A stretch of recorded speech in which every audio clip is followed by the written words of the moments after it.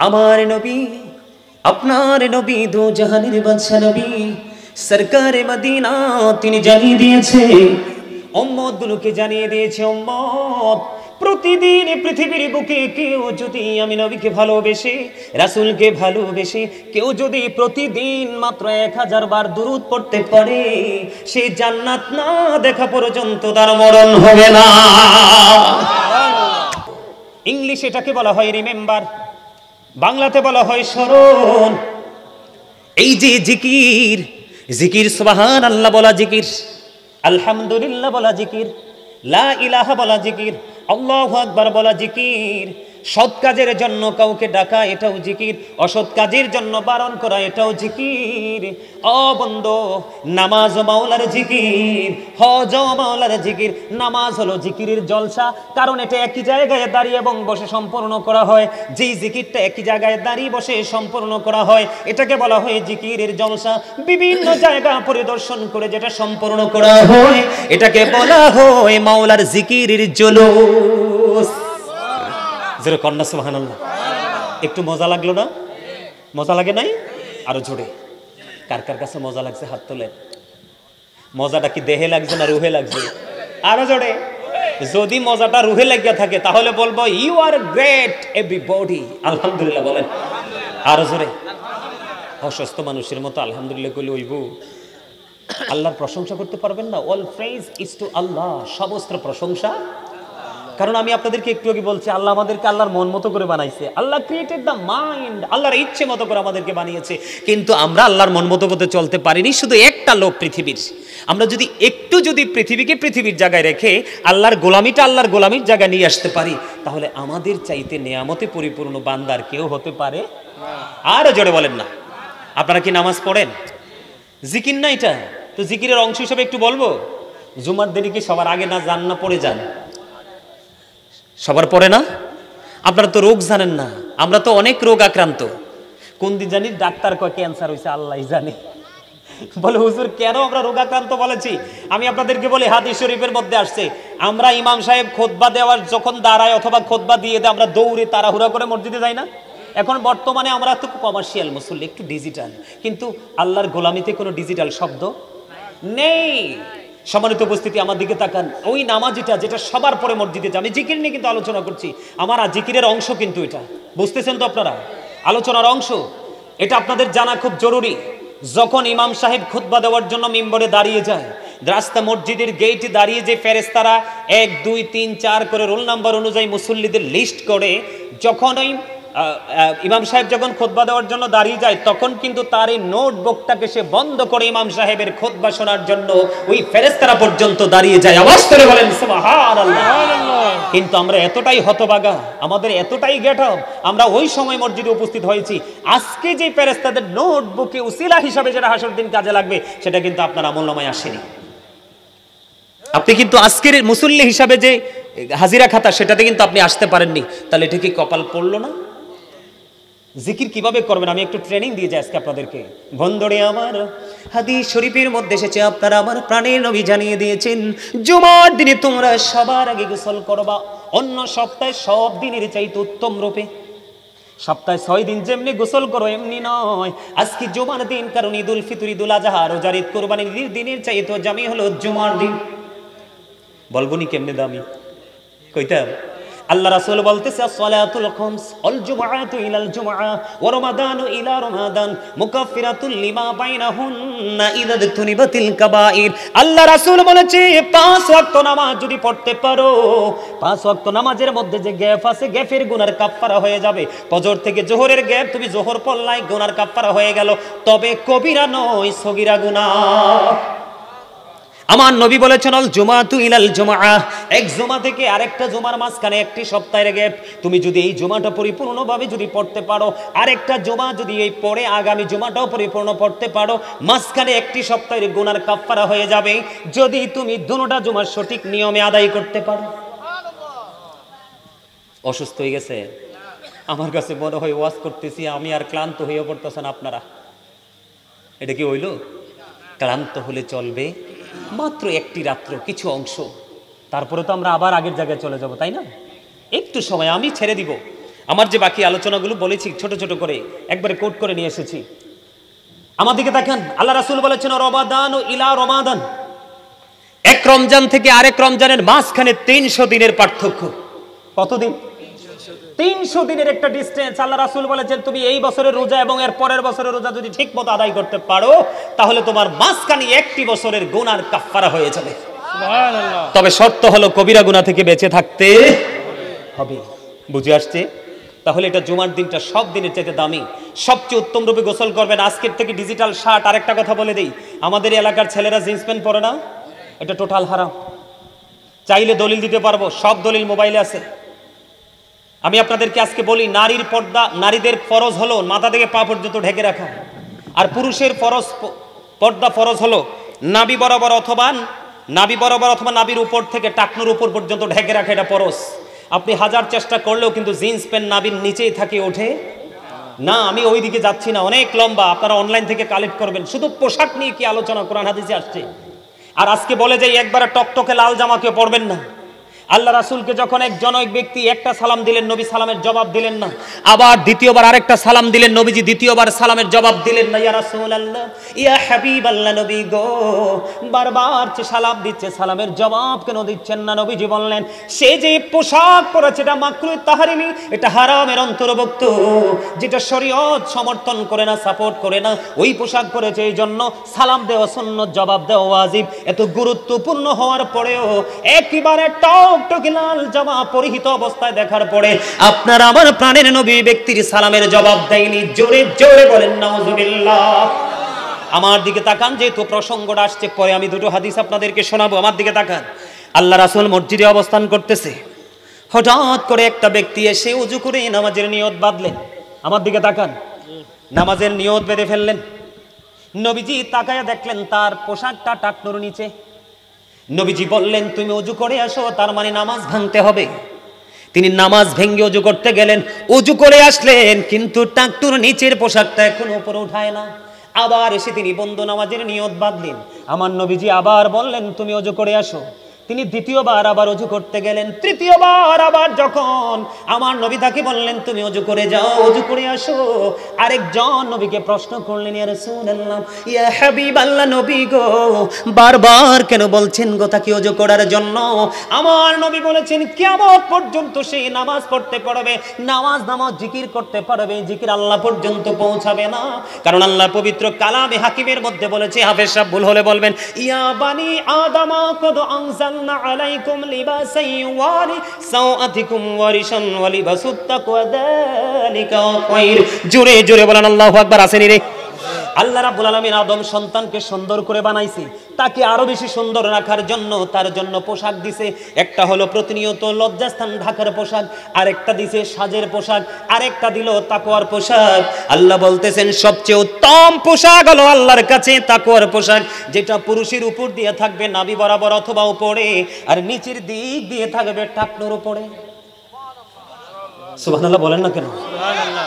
পরবিন নেই পোশাক, লুঙ্গি বলেন, প্যান্ট বলেন, ট্রাউজার বলেন, পায়জামা বলেন, হুশ করে পরবেন। আজকে বলে গেলাম, এদিক দিয়ে রাখবেন নাভি বরাবর অথবা নাভির উপরে, নিচের দিক দিয়ে রাখবেন টাকনুর উপরে, অন্যথায় আপনি নামাজ পড়তে পারবেন। বুখারীতে আর একটা হাদিস এসেছে, একেবারে সিম্পল ছোট।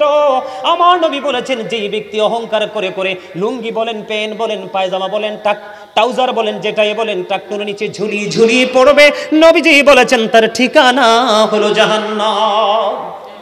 আরো জোরে বলেন না নাউজুবিল্লাহ। তাহলে শুধু জিকির করলেই চলবে না। আমাদের মধ্যে দেখবেন 5 ওয়াক্ত নামাজও ঠিক, মিছা কথাও ঠিক। আমাদের মধ্যে দেখবেন 5 ওয়াক্ত নামাজও ঠিক, সুদও ঠিক। আমাদের মধ্যে দেখবেন 5 ওয়াক্ত নামাজও ঠিক, পরের হক নষ্ট করাও ঠিক, আছে না নাই? তার কারণ হলো আপনারটা মানবো না আল্লাহরটা মানবো। আল্লাহ সূরা আনকাবুতের মধ্যে বলেছে, ইন্না সলাতা তানহা আনিল ফাহশাই ওয়াল মুনকার, নামাজ মানুষকে খারাপ কাজ থেকে বাঁচায় রাখে। এখন আপনি নামাজও পড়লেন, খারাপ কাজও পড়লেন, আপনার খারাপ কাজই হলো, নামাজটা হলো না। কথা কি বুঝে আসছে? কথা বুঝতে পারছেন? আমি পোশাক নিয়ে আলোচনা করব না, দুটো হাদিস শোনাবো আপনাদেরকে জুম্মার দিন নিয়ে। আল্লাহ রাসূল বলেছেন, কেউ যদি জুমার দিনে উত্তম রূপে গোসল করে, লম্বা সুন্দর পাঞ্জাবি পরবেন, সবার ঘরে আছে না নাই? দুলা সাজবেন প্রত্যেকটা জুমার দিনে রাসূল বলেছেন, আতর লাগাবেন, হেঁটে হেঁটে হেঁটে হেঁটে মসজিদে যাবেন, সবার আগে গিয়ে মসজিদে প্রবেশ করবেন, আপনার আমলনামায় ওট কুরবানির সওয়াব দেওয়া হবে।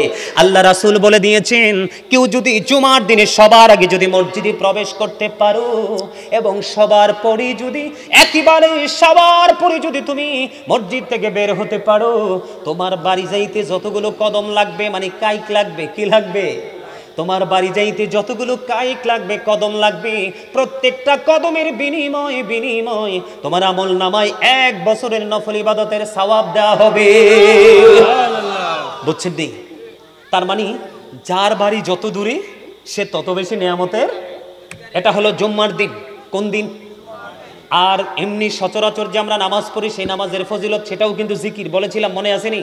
নামাজও কি জিকির, হজও কি জিকির, কাউকে ভালো কাজের জন্য ডাকাও কি, কাউকে খারাপ কাজ থেকে বারণ করাও কি, সুবহানাল্লাহ বলা কি। আমার কথা বলেন না কেন? জিকির বুঝতে করতে হবে তো, নাহলে বাদ দিলে ভুলে যাবেন আবার। সুবহানাল্লাহ বলা কি, আলহামদুলিল্লাহ বলা কি, লা ইলাহা বলা কি, আল্লাহু আকবার বলা কি। তাহলে জিকির সম্পর্কে পরিপূর্ণ ছোট্ট একটা বিষয় পাইলেন তো, কথা বলে না। এবার আসেন বন্ধু, নরমাল আমরা 5 ওয়াক্ত নামাজ পড়ি। আমার নবী শীতের দিনে বের হলেন, হাদিসের রাবি হলেন হযরতে আবু যর রাদিয়াল্লাহু তাআলা আনহু। আমার নবীজি শীতের দিনে বের হলো। শীতের দিনে দেখেন না না গাছের পাতা ঝরে কি ঝরে না? কথা কয় না। যেটি ঝরিয়া যেটি কালা না, আর যেটা যেটা ঝরার পরে যেটা বের হয় এটা কি সুন্দর না? এটার মধ্যে কোনো কলঙ্ক থাকেনি, বাতাসটাও তো মিষ্টি থাকে না?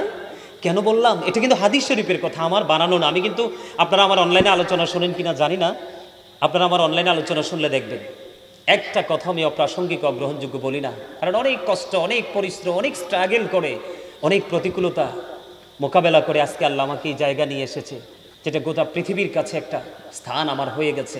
এটা আপনাদের দোয়া এবং ভালোবাসাই হয়েছে, আলহামদুলিল্লাহ বলেন।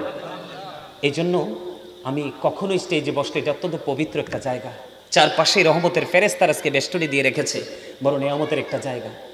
আমি নিজে থেকে কিচ্ছু বলি না, যেটুকু জেনেছি সেটুকু বলার চেষ্টা করি। আমার নবীজি যখন বের হলো শীতের দিনে, বের হওয়ার পরে তিনি দেখলেন গাছের পাতাগুলো বিরামহীনভাবে ঝরছে। হাদিস শরীফের মধ্যে এসছে, আমার নবী যখন গাছের পাতা ঝরতে যখন দেখলেন, গাছের পাতা ঝরতে দেখে আমার নবী সঙ্গে সঙ্গে হাদিস শরীফের মধ্যে এসেছে গাছের ডাল ধরলেন। দেখবেন পাতা ঝরতে থাকলে একটু ধরলে লাড়া দিলে তার উপরে, বরুই বলেন, আম বলেন, যেই কোনো ফাঁকা ফল বলেন, ঠিক কিনা বলেন, গাছে কিন্তু রাখা সম্ভব হয় না। আমার নবী কি করলেন? গাছের ঢাল ধরলেন, ধরার পরে ডাক দিলেন, হে আবু যর। আবু যর উত্তর দিলেন, লাব্বাইকা ইয়া রাসূলুল্লাহ।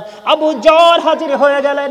আমার নবী বললেন, রে আবু যর, তুমি চাইয়া দেখো, শীতের দিনের কারণে শুষ্ক হয়ে গাছের পাতাগুলো যেমনি ঝরে ঝরে পড়ছে, ঠিক আল্লাহর বান্দাগুলো, আমি নবীর উম্মতগুলো যখন নামাজ নামক জিকিরের মাধ্যমে যখন আল্লাহ রাব্বুল আলামিনের কুদরতি কদমে যখন কপালটা লাগাইয়া সেজদা দিবে রে, সেজদাটা দিতে দেরি ওই শীতের দিনের গাছের পাতার মতো তার জীবনের সবগুলো গুনাহ ঝরে পড়ে যাবে।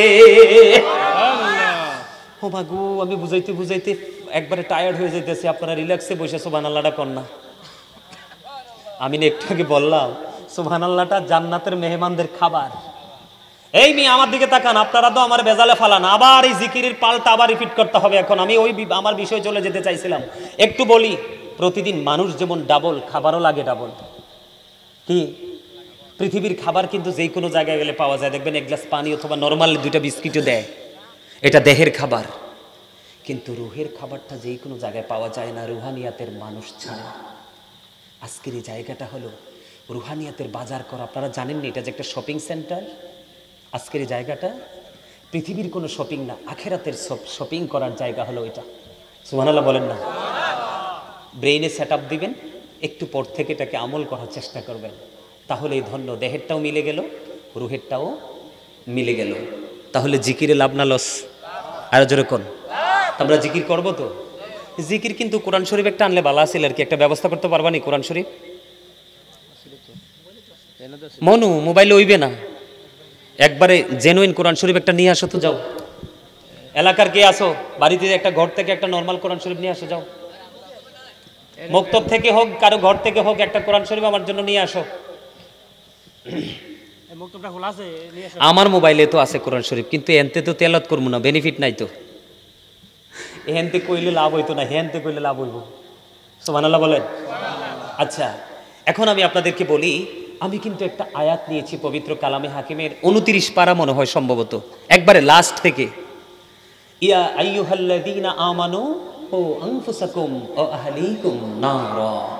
আল্লাহ বলেছেন, O believers, save yourself and your families from the fire. Allah রাব্বুল আলামিন ঈমানদারদেরকে ডেকে বলেছেন, তোমরা জাহান্নাম থেকে, তুমি জাহান্নাম থেকে বাঁচো এবং তোমার পরিবারকেও বাঁচাও। ওমা আল্লাহ গো, সুবহানাল্লাহকে তো দ্বন্দ্ব শুরু হয়েছে কিল্লে, এতক্ষণ তো ভালাই আছিলেন সবাই। আরো জোরে কর না সুবহানাল্লাহ। এত সকালে ঘুমাইলে হইব? আমার মনে আছে আমি যখন ছোট ছিলাম, আমাদের গ্রামে তো আর এইভাবে মাহফিল হতো না।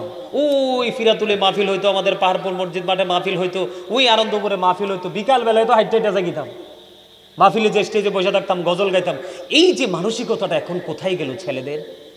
একবারে চলে গেছে। মোবাইল ধ্বংস করে দিয়েছে আমাদেরকে, একেবারে আমাদেরকে ধ্বংস করে দিয়েছে মোবাইল।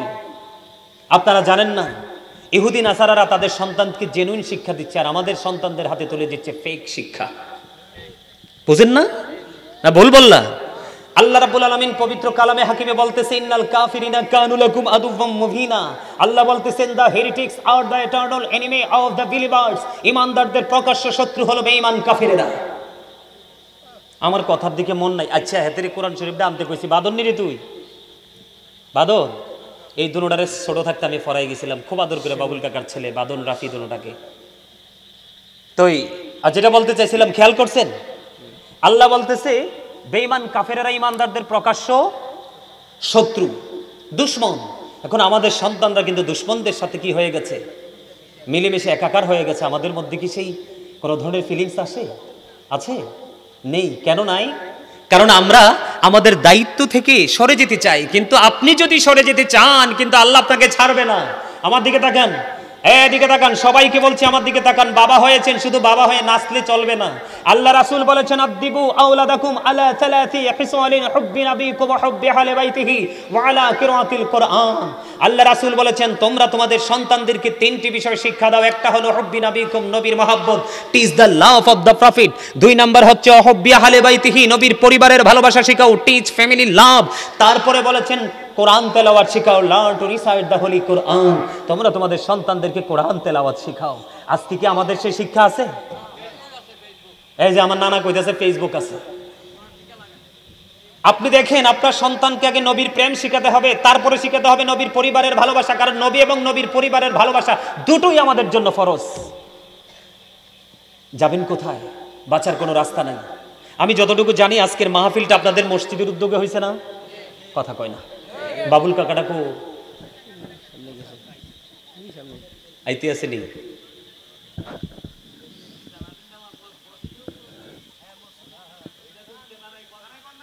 না না, এটা তারা বলতে হবে না। আমি যতটুকু জানি মসজিদের উদ্যোগে হয়েছে। আমি যদি সেই বিষয়ে ঢুকি তাহলে আমি আলোচনা করবো। কাকা নিয়ে আসতেছে, বাবুল কাকা। কাকা একটু কুইকলি আসেন। না না না, বাবুল কাকাই, বাবুল কাকা, বাবুল কাকাই।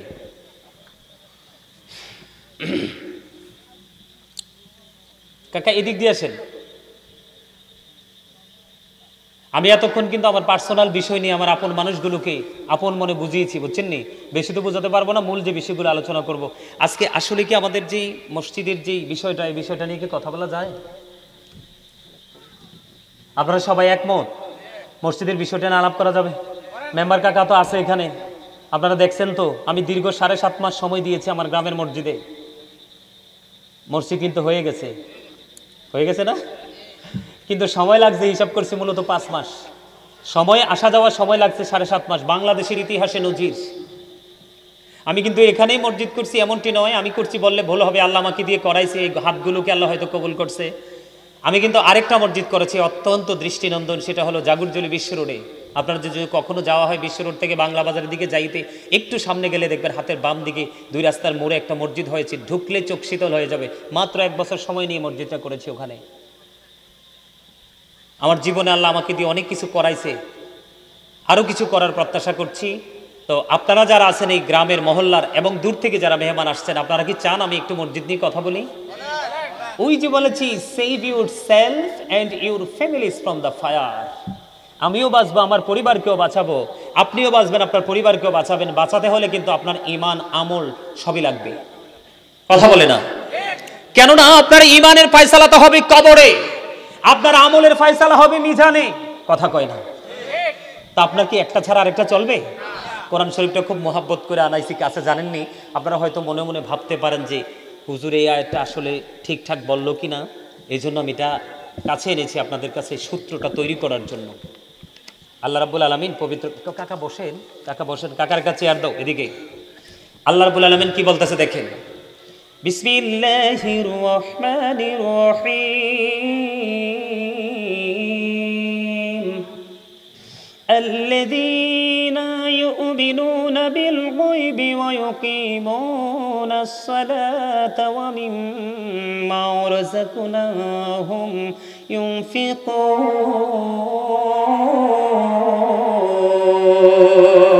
আল্লাহু আকবার। আর জোরে আল্লাহু আকবার। আরে আর জোরে, আরে আর জোরে। জিকির না, জিকিরেতে মৌলা রাজি দিল হবে রোশন, জিকিরেতে মৌলা রাজি দিল হবে রোশন। আল্লাহু আল্লাহু জিকির করো সর্বক্ষণ, বলেন আল্লাহু আল্লাহু জিকির করো সর্বক্ষণ। আরে শিখাইয়া দে তো কইতারেন না। আলহামদুলিল্লাহ বলেন। আল্লাহ বলতেছে সূরা বাকারার একবারে শুরুতে, সাবধানী ওরাই। কারা সাবধানী? ঈমানদার ওরাই। কারা ঈমানদার? আল্লাহ বলতেছেন যারা অদৃশ্যে বিশ্বাস করে, মানে গায়েবকে যারা বিশ্বাস করে। এরপরে আল্লাহ বলেছেন যে ওয়ায়ুকিমুনাস সালাতা, আল্লাহ রাব্বুল আলামিন বলেছেন ওয়ায়ুকিমুনাস সালাহ, যারা সালাত কায়েম করে। এরপরে আল্লাহ বলেছেন ওয়া মিম্মা রাযাকনাহুম ইউনফিকুন। আল্লাহ যে আপনাকে আমাকে সম্পত্তি দিয়েছে, কি দিয়েছে?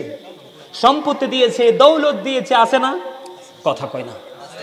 কেউ আছে ফুত, কেউ আছে জি, কেউ আছে জমি, কারো আছে গাছ, কারো আছে সোনা গয়না, কারো আছে পুকুর ভরা মাছ, আছে না নাই? সবকিছু মিলিয়ে তো দৌলত, সম্পদ, তাই তো?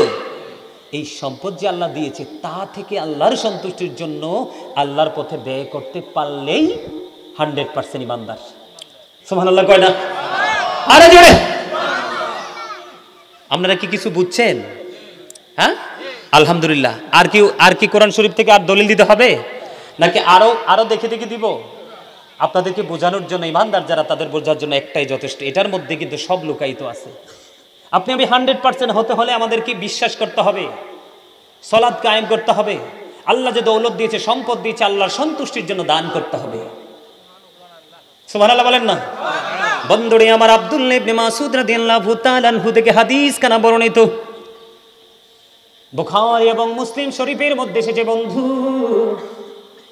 আমার নবী, আজকে যেমনি আমি আপনাদের সামনে আলোচনা করতেছি, আমার নবী যখন আলোচনা করতেন সাহাবায়ে কেরাম বন্ধু এমন ভাবে নবীজির কথা মনে দিয়ে শুনতেন। আমি একটু প্র্যাকটিক্যালি দেখাই।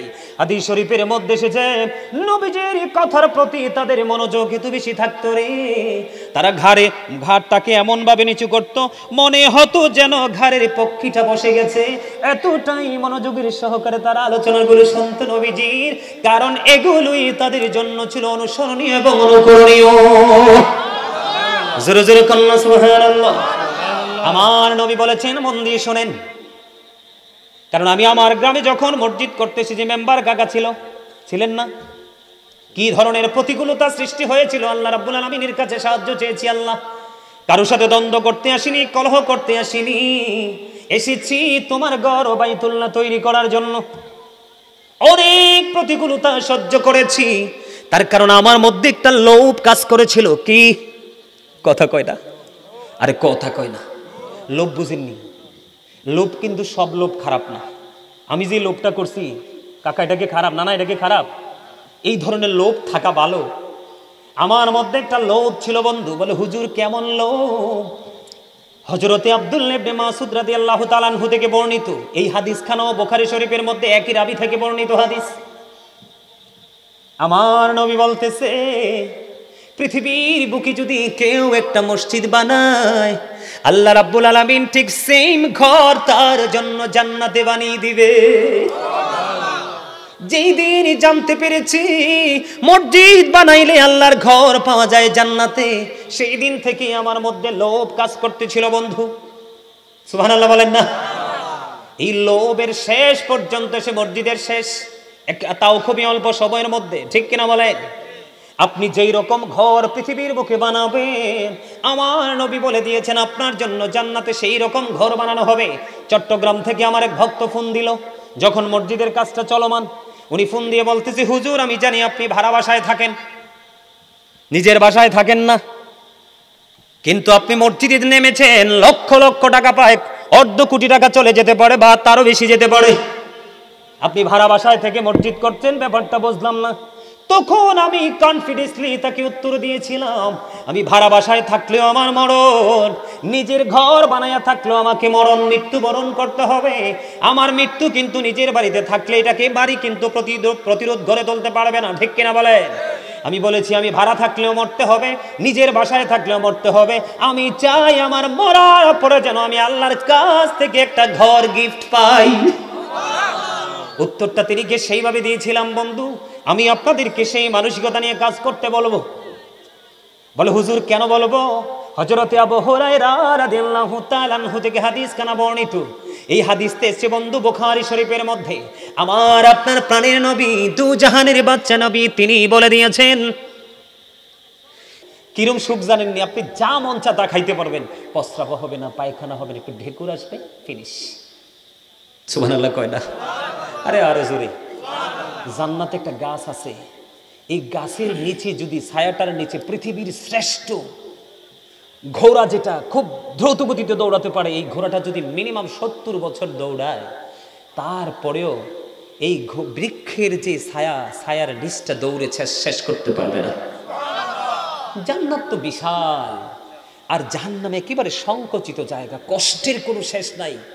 যদি সুযোগ পাই জাহান্নামীদের খাবারটা নিয়ে একটু বলবো। জান্নাত, আপনি যে জান্নাতে যেতে চান, 100% ইমানদার হতে চান, আপনাকে কি করতে হবে? আল্লাহর সন্তুষ্টির জন্য যদি থাকে, 2 হাত খুলে আপনাকে দান করতে হবে। আল্লাহ রাসূল বলেছেন, তুমি যখন 2 হাত খুলে যখন দান করবে, তোমার যখন অর্থের প্রয়োজন হবে, চাইবে আল্লাহর কুদরতি হাত ভরে তোমাকে দিবে। এটা হাদিস শরীফ। সূর্য যেমনি ভাবে পূর্ব দিকে উঠে পশ্চিম দিকে অস্ত যায়, এটা যেমন চিরন্তন সত্য, ঠিক তেমনি ভাবে হাদিস শরীফের মধ্যে সে প্রতিদিন সকাল থেকে বিকাল পর্যন্ত ফেরেশতারা পৃথিবীতে আসে, আসার পরে আল্লাহর কাছে দরখাস্ত করে, আল্লাহ যারা তোমার সন্তুষ্টির জন্য কাজ করে তাদের দৌলত তুমি বাড়িয়ে দাও, আর যারা তোমার সন্তুষ্টির জন্য খরচ করে না তাদের সম্পত্তি তুমি ধ্বংস করে দাও। নাউজুবিল্লাহ বলেন আর জোরে। এবার দেখেন বন্ধু, হযরত আবু হুরায়রা রাদিয়াল্লাহু তাআলা আনহু থেকে হাদিস বর্ণিত, আমার আপনার প্রাণের নবী, দু জাহানের বাদশা নবী, তিনি বলে দিয়েছে, মসজিদটা যদি আকারে ছোট হয় কোনো সমস্যা নেই, মসজিদ ছোট হোক বা বড় হোক, যেমনই হোক, তুমি যদি মসজিদ পৃথিবীর বুকে আল্লাহর ঘর যদি তুমি বানাও, তাহলে তোমার জন্য জান্নাতে ঘর বরাদ্দ। আপনারা কোন তো, আমি কি ভালো কাজ করছি না?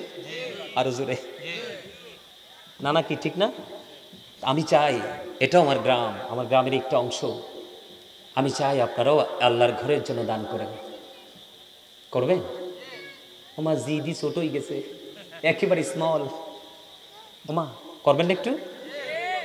আপনাদেরকে বলছি না যে বাড়ির গহনা বিক্রি করে দেন, গরু বিক্রি করে দেন, আপনাদেরকে বলছি জাস্ট আপনাদের তফিক অনুযায়ী দান করবেন আনুষ্ঠানিকভাবে।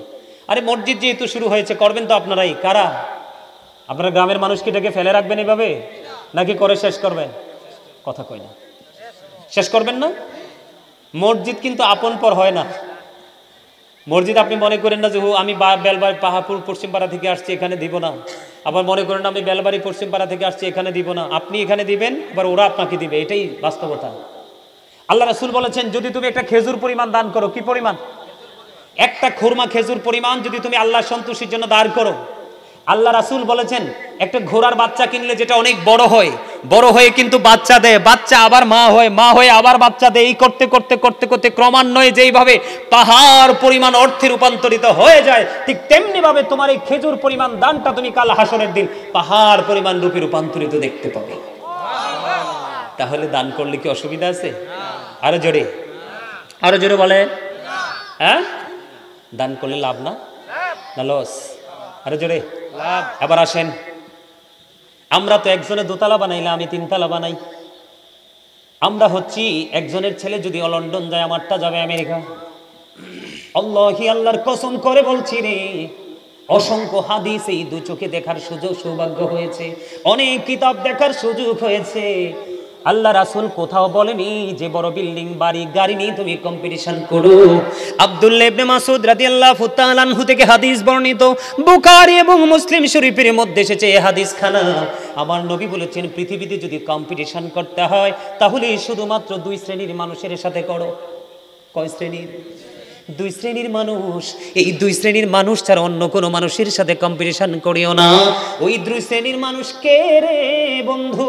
এই দুই শ্রেণীর মানুষ হলো, একজন আল্লাহ রাব্বুল আলামিন তাকে দ্বীনের শিক্ষা দিয়েছে, আল্লাহ তাকে মনোনীত করেছে, আল্লাহর পছন্দ মতো বানিয়েছে। আল্লাহ চাইলে যাকে দিয়ে ইচ্ছা তাকে দিয়ে গোলামি করাতে পারে। আল্লাহ চাইলে, ঠিক কিনা বলেন বন্ধু? আমার নবী বলেছেন, ওই সমস্ত মানুষগুলো যারা আছে রে দ্বীনের শিক্ষা অর্জন করেছে, তাদের শিক্ষা থেকে সমাজের মধ্যে জাতির মধ্যে আলো ছড়িয়ে যায়। ঠিক তোমরা এমন ভাবে ওই মানুষটার সাথে তোমরা কম্পিটিশন করো। হুজুর কেমনে? যে হুজুর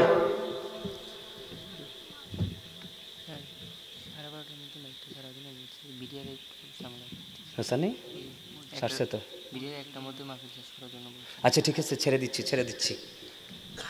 সম্মানিত উপস্থিতি, তখন আমার নবী বলেছেন, হুজুর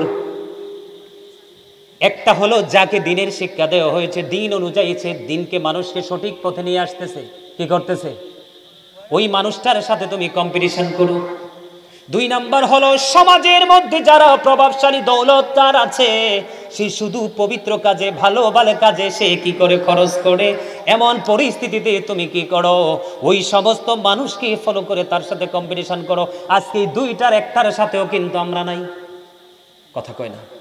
সঠিক শিক্ষার কাছেও নাই, যিনি দান করছে তাকে তো আমরা ফলোই করি না, কথা ঠিক আছে তো? দুই নাম্বার হলো, আমার নবী বলেছেন, তোমাদের মধ্যে এমন কি কেউ আছো যে নিজের সম্পদের চাইতে ওয়ারিসের সম্পদ বেশি পছন্দ করো? এবার সাহাবায়ে কেরাম বললেন, ইয়া রাসূলুল্লাহ, আমাদের মধ্যে এমন কেউ নাই যে নিজের সম্পদের চাইতে অন্যের সম্পদ বেশি, ওয়ারিসের সম্পদ বেশি পছন্দ করি। এবার আমার নবী বলেছেন, মৃত্যুবরণ করার আগে তোমরা যা আল্লাহর সন্তুষ্টির জন্য দান করে যাও, এগুলোই হলো তোমার সম্পদ। যা তুমি পৃথিবীতে রেখে যাও, এগুলো একটাও তোমার সম্পদ না, কারণ তুমি মরার পরে ফিরে এসে আর মালিকানা দাবি করতে পারবা না। সন্তান মদও খাইতে পারে, গাঁজাও খাইতে পারে, জুয়াও খেলতে পারে, নষ্ট পথে উড়িয়ে দিতে পারে। এই জন্য বুদ্ধিমান মানুষ যারা, তাদেরকে বলবো, আপনি যা উপার্জন করেন তা থেকে আল্লাহর সন্তুষ্টিতে ব্যয় করে যাও। আল্লাহ রাসূল বলে দিয়েছেন, মানুষ বলে আমার সম্পদ আমার সম্পদ, আমার সম্পদ আমার সম্পদ, মানুষ বারবার বন্ধু বলতে থাকে। রাসূল বলেছেন, তিনটি সম্পদ মাত্র মানুষের, আর বাকিগুলো তার নিজের নয়। একটি হলো যেই পোশাক পরিধান করে করে সে পূর্ণ করে ফেলে। দুই নাম্বার হলো খাবার খেয়ে সে যতটুকু খায় সেটাই হলো তার সম্পদ। তিন নাম্বার হলো আল্লাহর সন্তুষ্টির জন্য দান করে, তাই হলো তার সম্পদ। আর বাকি যে জায়গা জমি বাড়ি গাড়ি সন্তান সন্ততি সোনা গয়না আছে, এগুলো সব কিছু পরিত্যাগ করে যেতে হয়। এই জন্য এগুলো কখনোই তার নিজের হতে পারে না। এই জন্য বন্ধু বলবো, এই জান্নাতের ঘর বাইতুল্লাহ আপনারা বেলবাড়ি পূর্ব পাড়ার মানুষগুলোর জন্য সুবর্ণ সুযোগ। আপনারা সবাই সবার জায়গা থেকে আপনারা আল্লাহর ঘরের জন্য সহযোগিতার হাত বাড়িয়ে দিবেন। আমি নিজে ব্যক্তিগতভাবে আজকে বলে গেলাম, বাবুল কাকা আমার সাথে অনেক কথা বলেছে, জলিল কাকার জামাই, ওর নাম যে কি, কতবার আমার সাথে দেখা করেছে, কথা বলেছে, তার নাম কি? সাইফুল ইসলাম জামাই, অত্যন্ত অনেস্ট ম্যান, আমি খুব পছন্দ করেছি। শ্বশুর বাড়ির মসজিদের জন্য অনেক পরিশ্রম করতেছে। বাবুল কাকাও আমার সাথে কথা বলেছে। আমি বলেছি, আমার মসজিদে আমি যেমনিভাবে আন্তরিকতা নিয়ে কাজ করেছি, আমি আমার জায়গা থেকে সর্বোচ্চটা দিয়ে আপনাদের মসজিদের সাথে আমি নিজে যুক্ত থাকবো ইনশাআল্লাহ। আমি আপনাদের সবাইকে বিনীতভাবে অনুরোধ করব, হাতকে শক্ত করে রাখবেন না, কারণ দুইটা চোখ খাটলেই কিন্তু শেষ, কিছু নাই। আরে মিয়া, এখনকার ছেলেরা তো বেদাত বলবে, বেশি দিন নাই কিন্তু এখনকার ছেলেরা বাবা মা মারা গেলে দোয়া লাগবে না, বেদাত বলবে, কারণ কাঠমোল্লার সংখ্যা অনেক বেড়ে গেছে, কথা কয় না কেন? যাদের মধ্যে রাসূলের কোনো আদর্শই নেই, আছে না নাই? আমি যেটা ঢুকতে চাইছিলাম ঢুকতে পারবো না, প্রশাসনিকভাবে নাকি প্রেশার আছে। একটার মধ্যে প্রোগ্রামটা শেষ করতে হবে। আমার পরে যিনি আছে উনি চলে আসবে, হযরত মাওলানা কাউসার আহমেদ শাহপুরী সাহেব। তা আমি আপনাদের কাছ থেকে আনুষ্ঠানিকভাবে চাইছিলাম কিছু আদায় করতে, কিন্তু সময় সংকীর্ণতার কারণে আমি পারছি না। আপনারা সবাইকে বিনীতভাবে অনুরোধ করব, আনুষ্ঠানিকভাবে আপনারা সবাই কি করবেন, মসজিদের দিকে হাত বাড়াবেন তো? কথা কয় না। আরে আপনারা মনে করেন না টাকা আল্লাহর ঘরে দিলে, আল্লাহর কাজের জন্য দিলে শেষ হয়ে যায়। আপনি শুধু খরচ করে দেখেন, দেখবেন আবার কিভাবে আসবে। তবে দান যে করবেন, আপনাদেরকে বলি, দান যে করবেন শর্ত মেনে করতে হবে। সুদের টাকা দেওয়া যাবে না, ঘুষের টাকা দেওয়া যাবে না। আপনি জানেন যে টাকাটা হারাম পথে আসছে, ওই টাকা দিতে পারবেন, এটা সওয়াব তো হবে না, বরং ফিদা খাইবেন। কথা কি বুঝতে পারছেন? আর আমাদের দেশে তো এখন বর্তমানে সব জায়গায় একটা প্রচলিত একটা ধারা তৈরি হয়েছে, সুদ। জামাই থাকে বিদেশ, বউ সুদ খায়, ছেলে থাকে বিদেশ, মা সুদ খায়, বাবা সুদ খায়। আপনারা জানেন কিনা জানেন, আমাকে যেহেতু 12:30 পর্যন্ত সময় দেওয়া হয়েছে, আমি আর বেশি বলছি না। আমার নবী যে মেরাজে গেছে আপনারা তো সবাই জানেন না? মেরাজে যখন গেলেন, জান্নাত জাহান্নাম তো রাসূল দেখেছেন। জাহান্নামের দিকে তাকায়া দেখে এক একটা মানুষের পেট এক একটা ঘরের মতো বড় বড়। জিব্রাইলকে বলে, ভাই জিব্রাইল, এটা কেডারে, এরা কারারে? জিব্রাইল কয়, ইয়া রাসূলুল্লাহ, ইয়া হাবিবাল্লাহ, নবী গো, এগুলো আপনার নামদারি উম্মত, এগুলো পৃথিবীর সুদখোর। নবীজি একটা ডাক দিয়ে বললেন, রে জিব্রাইল, এদের পেটের মধ্যে সাপ আর বিচ্ছু দেখা যায়। ও মা নাউজুবিল্লাহ কয় না? আরে আরো জোরে। সামূর ইবনে জুনদুব রাদিয়াল্লাহু তাআলা আনহু থেকে হাদিস বর্ণিত। হাদিসটা অনেক লম্বা, মিনিমাম 30 থেকে 45 মিনিট লাগবে ব্যাখ্যা করতে। এখান থেকে একটা জায়গা আমি ফাইন্ড আউট করতে চাই বন্ধু। আল্লাহর নবী স্বপ্ন যুগে ফেরেশতাদের সাথে ভ্রমণে বের হলো। বের হওয়ার পরে নবীজি দেখতে পাইলেন একটা রক্তের নদী। রক্তের নদীর মধ্যে আমার নবী দেখতে পাইলেন একটা লোক সাঁতার কেটে কেটে পারে আসতে চায়, কিন্তু সে পারে আসতে পারে না। আরেকজন লোক পাড় থেকে পাথর নিক্ষেপ করছে। আমার নবীজি সঙ্গীদেরকে প্রশ্ন করলেন, বন্ধু, এই মানুষটাকে কেন তাকে নদী থেকে, রক্তের নদী থেকে তাকে উঠতে দেওয়া হয় না? এবার ওই প্রশ্নের জবাবে ফেরেশতারা বললেন, ইয়া রাসূলুল্লাহ, এটা হলো তার সাজা, কারণ সে সুদের মাধ্যমে সারাটা জীবন মানুষের রক্ত চুষে নিয়েছে। আপনারা মনে করেন টাকা নেয়, আসলে টাকা নেয় না, গরিবের অসুস্থ মানুষের রক্ত চুষে নেয়। আরে কথা কয় না, বুঝেন নাই? টাকা দিয়ে বাজার করেন না, বাজার আইনা রাইন্দা দেনা বউয়ে, তারপরে খান। খাবার থেকে তো শরীরে রক্ত হয়, তো টাকা যদি হারাম হয়, রক্ত কেমনে হালাল হয়? কথা কয় না কেন? এই জন্য আল্লাহ রাসূলকে বলতেছি, ইয়া রাসূলুল্লাহ, ইয়া হাবিবাল্লাহ, এই নদীটা হলো রক্তের নদী। এই রক্তের নদীর মধ্যে সাঁতার কাটতে, সেটা তার সাজা। রক্ত কি নির্দিষ্ট সময়ের পরে সুঘ্রাণ কয় না দুর্গন্ধ? কথা কয় না? হযরত আবু হুরায়রা রাদিয়াল্লাহু তাআলা আনহু থেকে বর্ণিত, যেই ব্যক্তি সুদ খাইলো সে যেন তার মাকে বিবাহ করলো। যেই ব্যক্তি সুদের মাধ্যমে 1টি টাকা মাত্র উপার্জন করলো, সে যেন 36 বার তার মার সাথে জিনা করলো। যিনি সুদ খায়, যিনি সুদ দেয়, যিনি সুদের লেনদেন করে, যিনি সুদের স্ট্যাম্প লেখে, যিনি সুদের টাকা কালেক্ট করে, সুদের টাকা না দিলে বিচারাচারের শালির যারা বসতে আসে সুদখোরের পক্ষ হয়ে, আল্লাহ রাসূল বলেছেন এই সুদকে ঘিরে যা হয় সবার জন্য সমান সাজা, কাউকে ছাড় দেওয়া হবে না। আরেকটা ভয়ঙ্কর কথা হলো, সবচেয়ে বড় ভয়ঙ্কর কথা হলো, আমার নবী বলেছেন, তুমি জানো একটা মানুষ অনেক বড় জালেম, অনেক অন্যায় করতেছে, অনেক অপরাধ করতেছে, অনেক জুলুম করতেছে, অনেক অত্যাচার করতেছে। তুমি তার কাছ থেকে সুবিধা নেওয়ার জন্য, তুমি তার কাছ থেকে সুবিধা পেয়ে অন্যায়ের মাত্রা আরো বেশি বাড়িয়ে দেওয়ার জন্য কিছু কিছু টাকা নিয়ে যাচ্ছ। আল্লাহ রাসূল বলেছেন, তুমি জানো লোকটা অপরাধী, তুমি জানো লোকটা অন্যায়কারী, তারপরেও দুনিয়ার স্বার্থের জন্য তুমি তাকে উৎসাহিত করছো।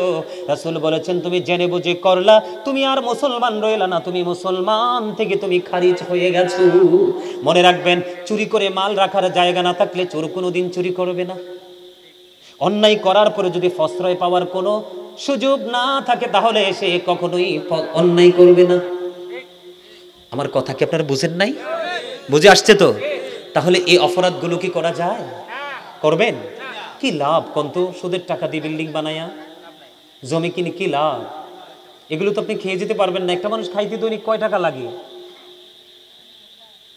আমি সকালে কটা পান্তা ভাত খাইছি, সারা দিন শেষ। কটা পান্তা ভাত খাইছি কাঁচামরিচ আর পেঁয়াজ ডোলা দিয়ে। মারে বলতেছি, বহু বছর 7-8 বছর পান্তা ভাত খাই না। গরম পড়ছে, মারে গেছি, মা পান্তা ভাত খাবো, আজকে সকালে, তাও খাইছি 1টা বাজে। তো এই যে খাবারটা আমি এক্সাম্পল দিচ্ছি আর কি, এই যে পান্তা ভাত কতটুকু খাওয়া যায়, একটু ভাত একটু পানি, দেখেন আপনার কিন্তু অর্ধবেলা চলে যাচ্ছে। তো কেন দেখবেন মানুষ হালাল পথে উপার্জনটা দিয়ে কিন্তু ভালোভাবে চলতে পারে, কিন্তু অতিরিক্ত করার জন্যই কিন্তু মানুষ হারামের সাথে যুক্ত হয়ে যায়। আপনাদেরকে পীড়িতভাবে অনুরোধ করবো, এই মসজিদে আল্লাহর ঘরে আপনারা কিন্তু কেউ কি করবেন না, সুদ ঘুষের টাকা কখনোই দিবেন, প্রয়োজনে কষ্ট করে নিজের ঘাম জড়ানো টাকা মসজিদে দিবেন, এটা কাজে লাগবে। আমি এই সমস্ত মানুষগুলো নিয়ে করোনাকালে একটা গজল লিখেছিলাম, জুলুম যারা করলা বন্ধু হারাইলা দুকুল, জনম জনমকে দিও তোমার হবে না মাসুল, একবার ভেবে দেখো না তোমার কোথায় ঠিকানা, একবার ভেবে দেখো না তোমার কোথায় ঠিকানা, এখনো তো আছে সময়, এখনো তো আছে সময়, বুঝো তোমার ভুল, জনম জনমকে দিও তোমার হবে না মাসুল। এটা আমার লেখা, আমার সুর, অনেক লিখেছি, খুব রিসেন্টলি বই প্রকাশিত হবে, ইনশাল্লাহ দোয়া করবেন। আমি আপনাদেরকে একটা কথা বলি, এই গজলটা কেন লিখেছি জানেন? অনেক জালেম আমার নিজের চোখে দেখেছি, গোটা নিজের দেশ ঘুরে, পৃথিবীর বিভিন্ন দেশ ঘুরে দেখেছি, অনেক ধরনের মানুষ জুলুম করে, সেটা দেখি, সেটা নিজের উপর নিজে করে। সূরা ইউনূসের 44 নম্বর আয়াতে আল্লাহ বলেছেন, ইন্নাল্লাহা লা ইয়াজলিমুন নাসা শাইয়্যান ওয়ালাকিন্নান নাসা আনফুসাহুম ইয়াজলিমুন। আল্লাহ বলেছে, আল্লাহ আল্লাহর বান্দার উপর, দাসের উপর জুলুম করে না, আল্লাহর বান্দা নিজেই নিজের উপর জুলুম করে। তার মানে আমরা মনে করছি আমরা ভালো কাজ করছি, আসলে আমরা আমাদের উপর জুলুম। আল্লাহ বলতেছেন, আল্লাহু লা ইউহিব্বুজ জালিমিন, যারা জালেম আল্লাহ তাদেরকে ভালো বাসেন না। আল্লাহ রাব্বুল আলামিন আরো বলেছেন, ওমালিজ জালিমিনা মিন আনসার, জালেমরা যখন বিপদে পড়বে আল্লাহ তাদের জন্য কোনো সাহায্যকারীও রাখে না। তো কার জন্য করছেন? ছেলে আপনার বন্ধু নয়, মনে রাখবেন, মেয়ে আপনার বন্ধু নয়, হ্যাঁ তবে বন্ধু হিসেবে দাঁড়াবে যদি আপনি তাকে সবকিছু সঠিক দিয়ে যেতে পারেন। আমরা কিন্তু উদাসীনতার মধ্যে আছি। 12:30 তো বেজে গেছে, 12:30 বাজে না, আরো 5 মিনিট বাকি আছে। আপনারা কি আমার কথা বুঝেন? আরো জোরে বুঝেন। তাহলে কি জুলুম আমরা করব? আর বিশেষ করে মানুষের সাথে ভালো আচরণ করবেন। বুখারী এবং মুসলিম শরীফের মধ্যে একটা হাদিস আসছে, হাদিসের রাবী হলেন হযরতে আবু হুরায়রা রাদিয়াল্লাহু তাআলা আনহু। আমার নবী কি বলেছে জানেন?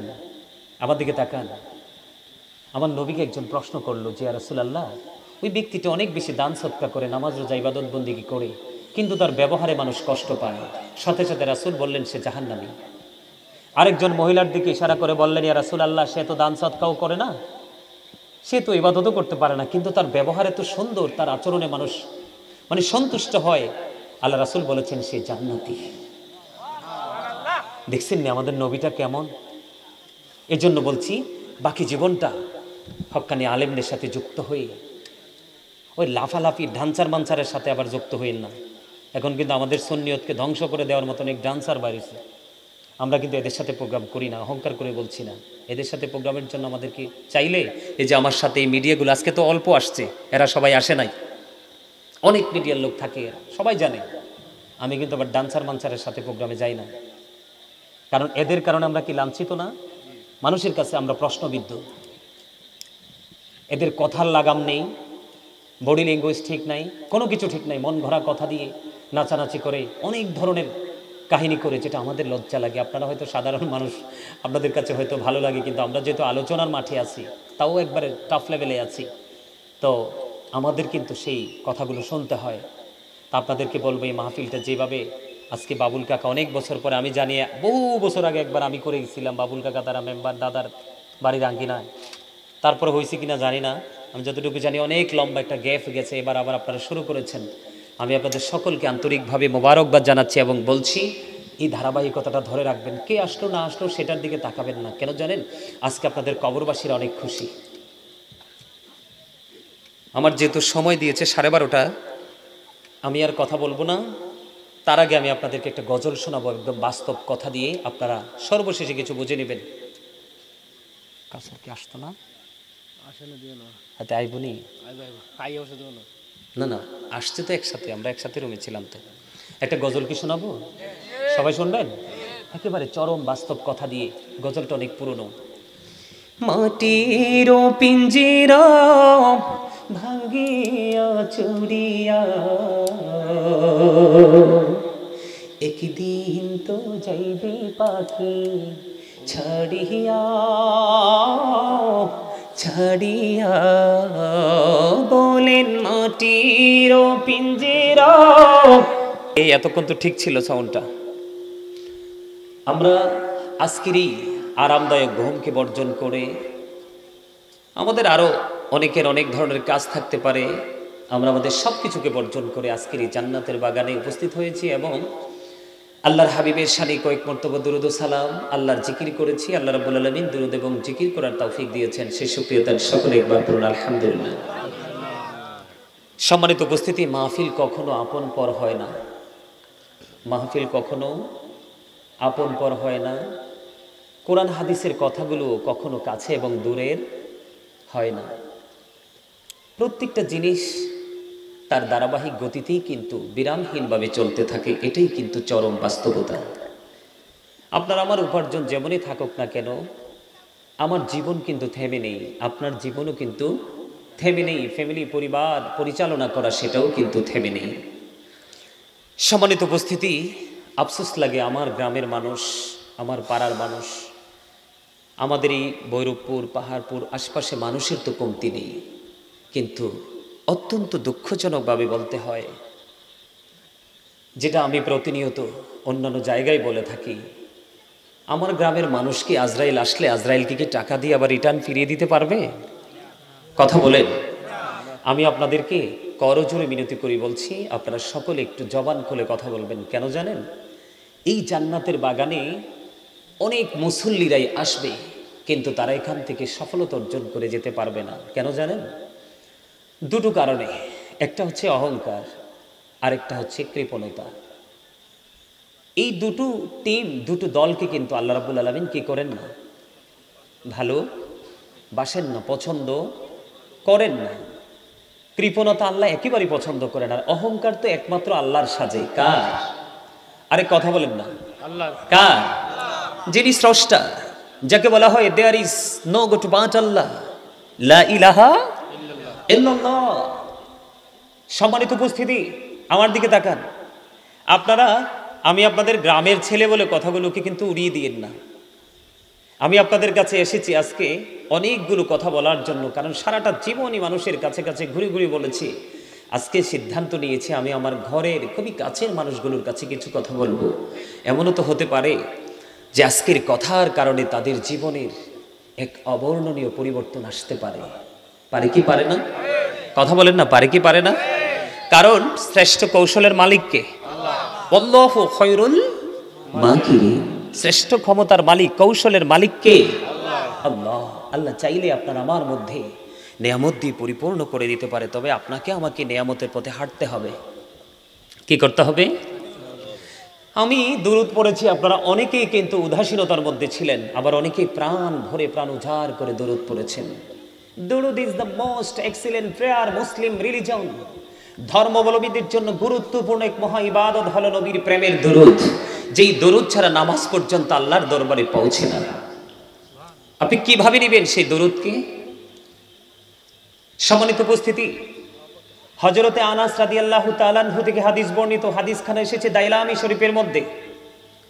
আমার নবী, আপনার নবী, দো জাহানের বাদশা নবী সরকারে মদিনা, তিনি জানিয়ে দিয়েছে, উম্মতগুলোকে জানিয়ে দিয়েছে, উম্মত প্রতিদিন পৃথিবীর বুকে কেউ যদি আমি নবীকে ভালোবেসে, রাসূলকে ভালোবেসে কেউ যদি প্রতিদিন মাত্র 1000 বার দুরূদ পড়তে পারে, সে জান্নাত না দেখা পর্যন্ত তার মরণ হবে না।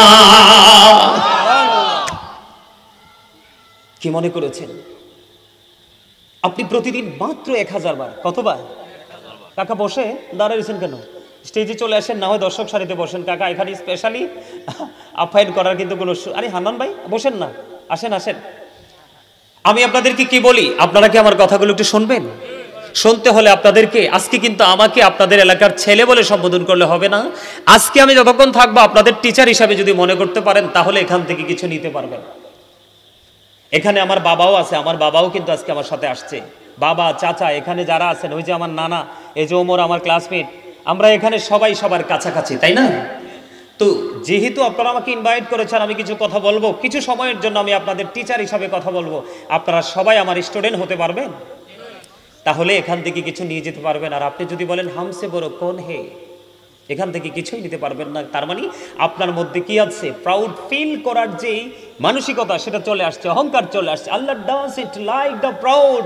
আল্লাহ অহংকারীকে পছন্দ করেন না। হাদিস শরীফের মধ্যে এসেছে, আমার দিকে তাকান, হাদিস শরীফের মধ্যে এসেছে, আল্লাহর হাবিব সরকারে মদিনা বলেছে, যারা অহংকারী, যারা কি অহংকারী, যারা প্রাউড ফিল করে, অলওয়েজ কন্টিনিউয়াসলি যারা প্রাউড ফিল করে চলাফেরা করে, আল্লাহ রাব্বুল আলামিন তাদেরকে কাল কিয়ামতের দিন যেই পিপিলিকা আমরা দেখিও না, পায়ের নিচে পড়ে পিষ্ট হয়ে যায়, ওই রকম পিপিলিকার মতো আকৃতি করে ওই অহংকারীদেরকে একত্রিত করবে, তার চারপাশে অপমান ঘিরে ফেলবে, বাউলাস নামক জাহান্নামের দিকে তাকে টেনে হেসড়ে নিয়ে যাওয়া হবে।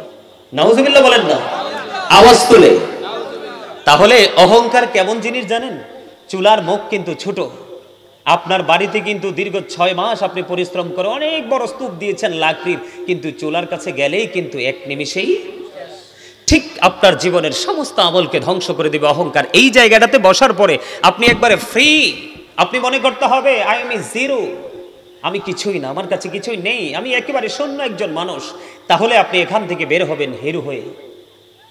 আর আপনি যদি মনে করেন আমি অনেক বড় কিছু, আমার বাড়িতে বিল্ডিং আছে, 2টো ছেলে বিদেশে আছে, অনেক টাকা পয়সা আছে, আমি অনেক কিছু আর্ন করতে পেরেছি, আমি আজকে আপনাদের জন্য টপিকস আকারে 3টি বিষয় নিয়ে আলোচনা করব। কয়টি? এই বিষয়টা কিন্তু আমার আলোচনার আওতায় নয়, আমার বিষয়ের আওতায় নয়। আমি শুধু আপনাদেরকে একটু অ্যাক্টিভ করার জন্য, আরেকটু মোটিফাই করার জন্য আপনাদের সামনে এই কথাগুলো বলা। সম্মানিত উপস্থিতি, আমি আপনাদেরকে কি বলতে চাই, আপনারা একটু মন দিয়ে শোনেন। আমাদেরকে কি বানানো হবে? অহংকারীদেরকে পিপিলিকা বানানো হবে। কি বানানো হবে? পিপিলিকা তো বানানো হবে। অপমান কিন্তু তাকে চারপাশে ঘিরে ফেলবে, জাহান্নামের দিকে তাকে টেনে হেসড়ে নিয়ে যাওয়া হবে। অথচ মানুষ কিন্তু অত্যন্ত দামি। কি কথা বলে না?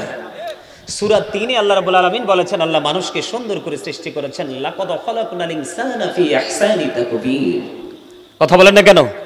আর জোরে, বিউটিফুল শেপ। মানুষের গঠন প্রণালী অত্যন্ত চমৎকার। আরো বড় মজার বিষয় হলো, সম্মানিত উপস্থিতি, কোরআন শরীফের 30 পারা সূরা ইনফিতরের মধ্যে আল্লাহ রাব্বুল আলামিন একবার স্পষ্ট করে বলে দিয়েছেন, ফি আই সূরাতিন মা শাআ রাক্কাবাক। ওমা আল্লাহু আকবার বলেন না, আর জোরে। আল্লাহ বলেছেন আল্লাহ ক্রিয়েটেড দ্য মাইন্ড। আল্লাহ বলেছেন আল্লাহর মন মতো করে আপনাকে আমাকে বানিয়েছে। বুকে হাত দিয়ে বলেন তো, আপনি আমি কি আল্লাহর মন মতো হতে চলতে পেরেছি? কেন প্রতিবন্ধকতা কেন সৃষ্টি হলো? তার কারণ আমাদেরকে আল্লাহ রাব্বুল আলামিন বলেছেন, remember me then I will remember you. আল্লাহ রাব্বুল আলামিন বলেছেন, ফাযকুরুনি আযকুরুকুম, তোমরা আমাকে স্মরণ করো, আমি তোমাদেরকে স্মরণ করব। আল্লাহ রাব্বুল আলামিন আপনাকে আমাকে বলেছে আল্লাহর জিকির করার জন্য, কিন্তু আমরা আল্লাহর জিকির বাদ দিয়ে আমরা করছি দুনিয়ার জিকির। ঠিকটাও বলতে পারেন না? আরে আরো জোরে, আরো জোরে শোনেন। আমার বাগদাদি মুর্শিদ কেবলার ওয়াজ একটু করা লাগে। ওয়াজটাই কেমন জানেন? বাগদাদি মুর্শিদ কেবলা সবসময় একটা আলোচনা বেশি করতেন। সম্মানিত উপস্থিতি, আপনি আমি আমরা প্রত্যেকে কিন্তু ডবল পার্সন, আমরা কেউ কিন্তু সিঙ্গেল নই। একটা হচ্ছে আপনার দেহ, যেটাকে আল্লাহ রাব্বুল আলামিন পবিত্র কালামে হাকিমে কখনো কখনো বলেছেন ইয়া আইয়ুহান নাস, আবার কখনো বলেছেন ইয়া আইয়ুহাল ইনসান। ইংলিশে আমরা কখনো বলি ম্যান অথবা কখনো বলি পার্সন। এটা হলো কোন মানুষ? এই মাথা থেকে পা পর্যন্ত বডি স্ট্রাকচারটা, এটা হলো একটা মানুষ। এই মানুষটা কিন্তু আসলে নকল মানুষ, ফেক যেটাকে আমরা বলি। এটার কিন্তু একটু কোনো মূল্য নেই। এই মানুষটার ভিতরে আরেকটা মানুষ আছে, যেটাকে ইংলিশে বলা হয় সোল, আরবিতে বলা হয় রূহ, বাংলাতে বলা হয় আত্মা। আল্লাহ বলেছেন, say the soul is the order of my Lord. আত্মাটা হলো জাস্ট আল্লাহর ওয়ার্ডার, আল্লাহর নির্দেশ। First tense, present tense, future tense, অতীত, বর্তমান, ভবিষ্যৎ।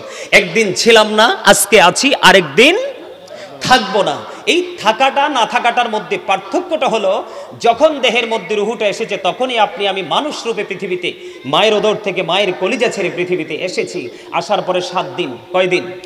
মাথার চুল কামানো হলো, নাম রাখা হলো, পুত্র সন্তানের জন্য 1 বছরের 2টো ছাগল দিয়ে আকিকা করা হলো, কন্যা সন্তানের জন্য 1 বছরের একটা ছাগল দিয়ে আকিকা করা হলো, ইভেন সেই দিনে একটা নাম রাখা হলো, সেই নামেই কিন্তু আজও পর্যন্ত আমরা পরিচিত। কিন্তু যেদিন আবার আপনার আমার ভিতর থেকে পাখিটা আউট হয়ে যাবে, সেদিন কিন্তু আপনার আমার নামের আগে একটা শব্দ যুক্ত হবে, যেটা হলো মরহুম।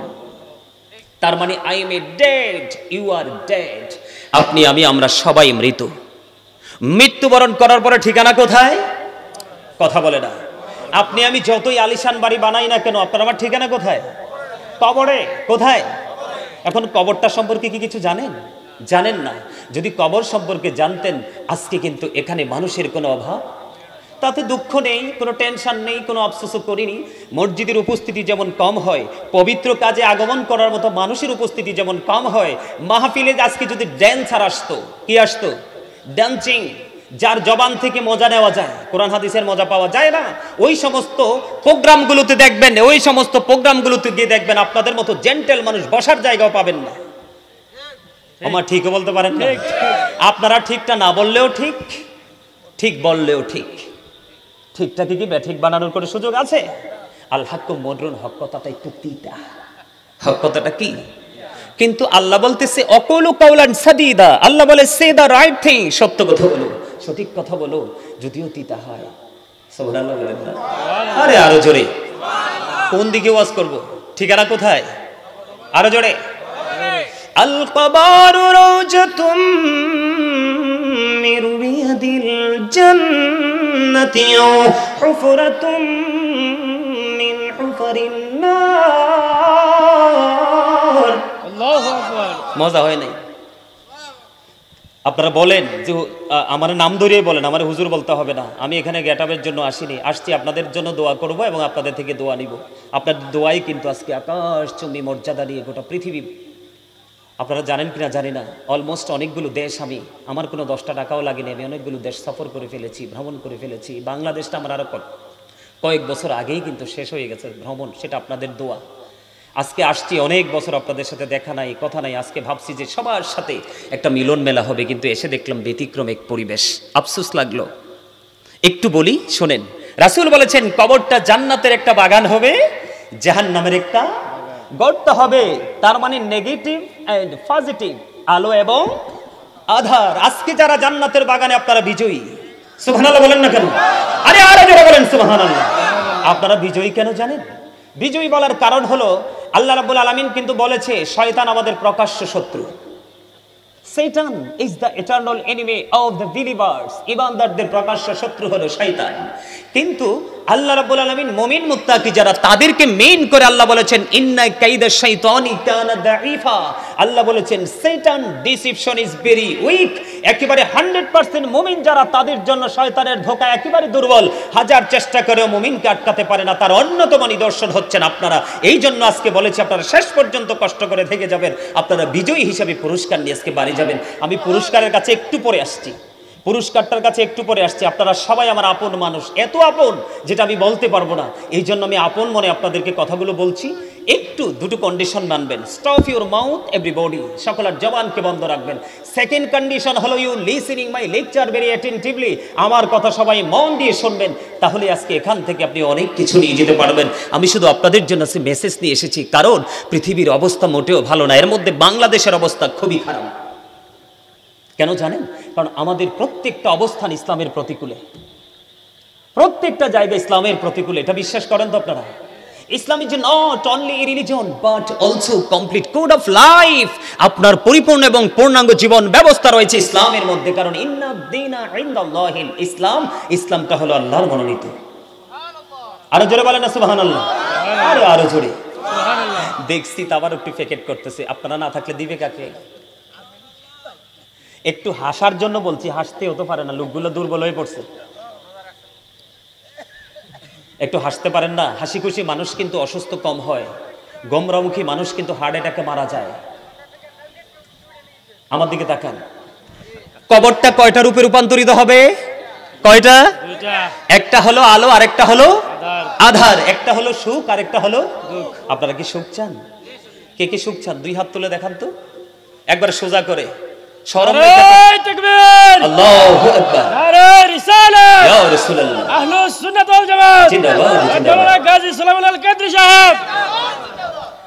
কিন্তু সুর দিয়ে, আপনারা বুঝতেছি আপনারা সুরের জন্য অপেক্ষা করতেছেন। আমার সুর আল্লাহ একেবারে পুরোটা আল্লাহ রাব্বুল আলামিন মধু পুরোটা দিয়ে দিয়েছে।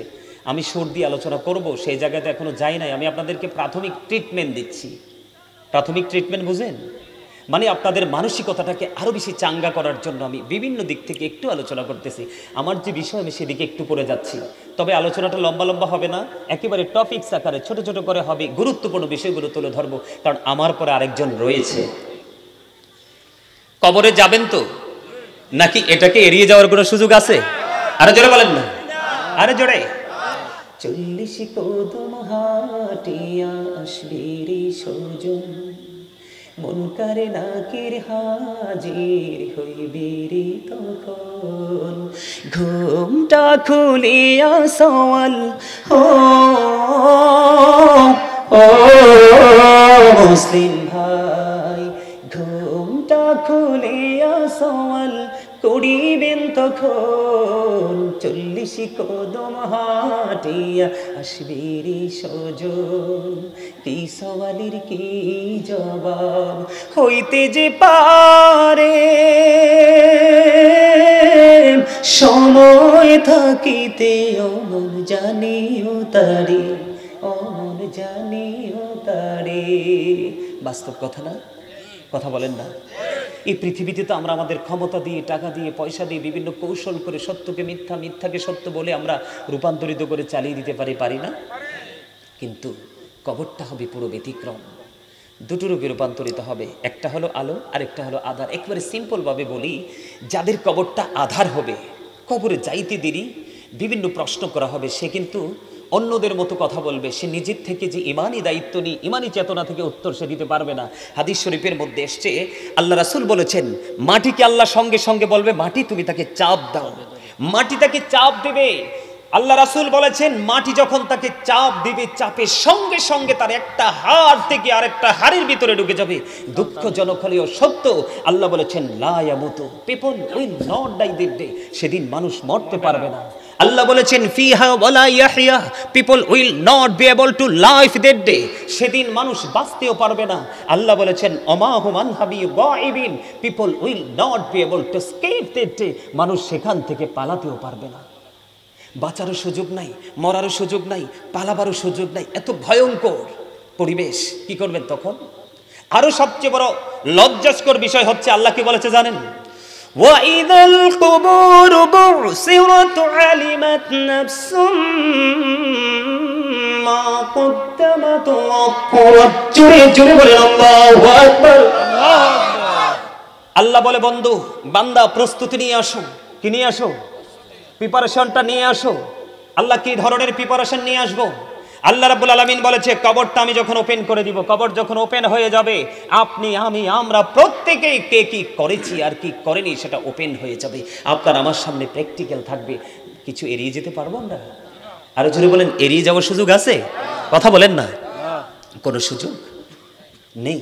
আমি খাবার নিয়ে পরে আলোচনা করব, একেবারে পরে যাওয়ার আগে, যে যারা কবরটা জাহান্নাম হয়ে যাবে তাদের জন্য আল্লাহ কি ধরনের খাবার বরাদ্দ করে রেখেছেন, আর যারা জান্নাতি তাদের জন্য খাবারটা কেমন রেখেছেন, যেটা বলতে চেয়েছিলাম। তখন তার কি হয়ে যাবে? হাড়ের মধ্যে, একটা হাড়ের মধ্যে আরেকটা হাড় ঢুকে যাবে, কিন্তু সে মরতেও পারবে না, বাঁচতেও পারবে না, পালাতেও পারবে না। আর যিনির কবরটা আলোকিত হয়ে যাবে, জান্নাত হয়ে যাবে, আল্লাহ রাসূল বলেছেন, আল্লাহ রাব্বুল আলামিন অর্ডার করবে, গায়েব থেকে আওয়াজ আসবে, কবরটাকে বলা হবে কবর।